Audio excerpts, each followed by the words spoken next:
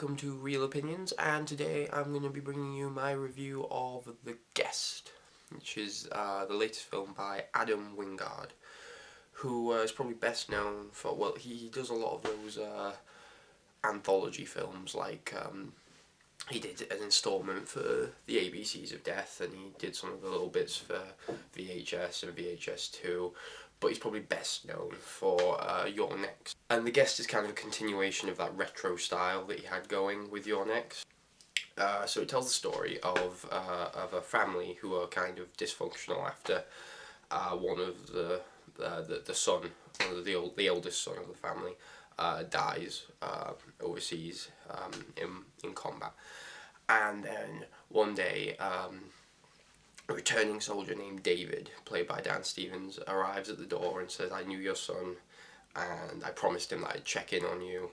And he begins to kind of like, he moves in for a while, and develops individual relationships with each member of the family. He kind of helps the boy who's bullied stand up for himself and so on.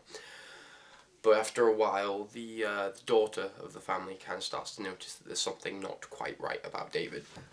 It is, I suppose, if you were to slap one particular genre title on it, it would be a thriller, but it has elements of an action film, of a slasher film, particularly in the last 20 minutes. It goes full Halloween. But generally, what it feels like a film where they just did whatever they wanted to. Adam Wingard and the writer talked about how like they were tributing films like The Stepfather, Halloween, The Terminator, and you can really feel that there. It's really well observed in all of those kind of retro details. Most obviously there's the score, which for anyone who grew up watching John Carpenter films like I did, like Big Trouble in Little China, Halloween again, or Assault on Precinct 13, it feels just right. Another retro detail that I was really happy to see: blood squibs. Yeah, practical blood. Remember that? I missed that. Nowadays we get all this like CGI bullshit, but practical blood effects, and it's really like kind of almost shocking. You're kind of like, whoa, I forgot what that looked like. Honestly, I feel like I kind of want to do like a Cinema Sin style video where I just sort of watch the film and point out every single time they get like a little detail right, like the pumpkins, because it's Halloween. The pumpkins look like pumpkins from a 1980s film. The school looks like a high school from a 1980s film. The end has this like this thin layer of mist that covers the ground, and the way it's used at a particular moment is just like in a horror film from the 80s. The lighting, the score, the title text. The title text is one of my favorite. This sounds so weird. That's the best font any film has used all year.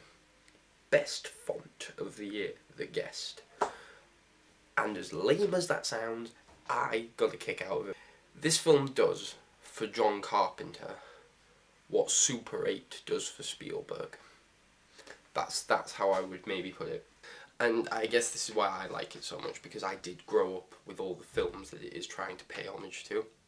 It's really well edited, and that's something that if you watch the deleted scenes you kind of get a real sense for, because Adam Wingard is all about cutting things to its bare minimum parts. It's very concise, and he wanted it to be, basically he makes his films as short as they can possibly be, and The Guest is a very kind of lean 90 minutes, but every scene is there to just propel the narrative forward.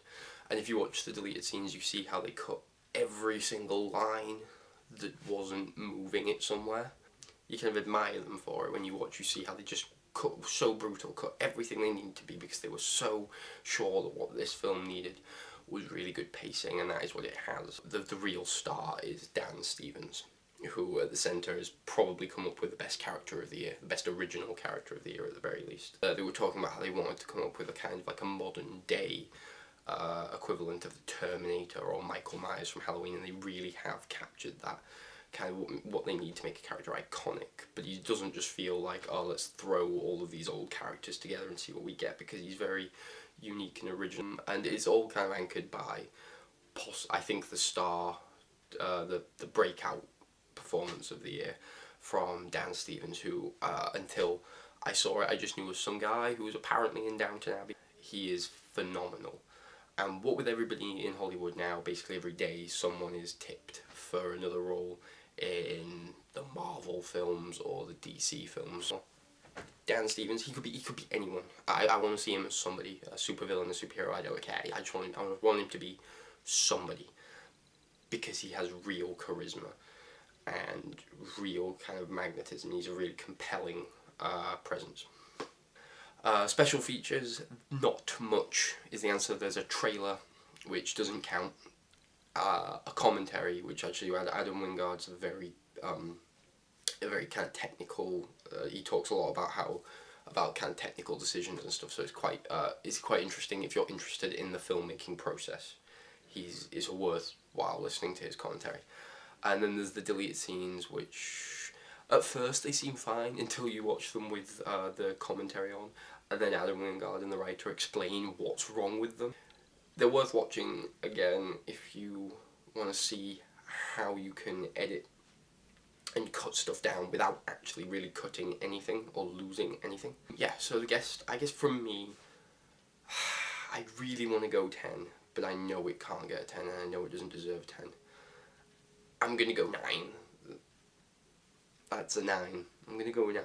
It's not gonna be for everyone, and it is, even if it is just for you, it's just a lot of fun, and it's really cool and stylish.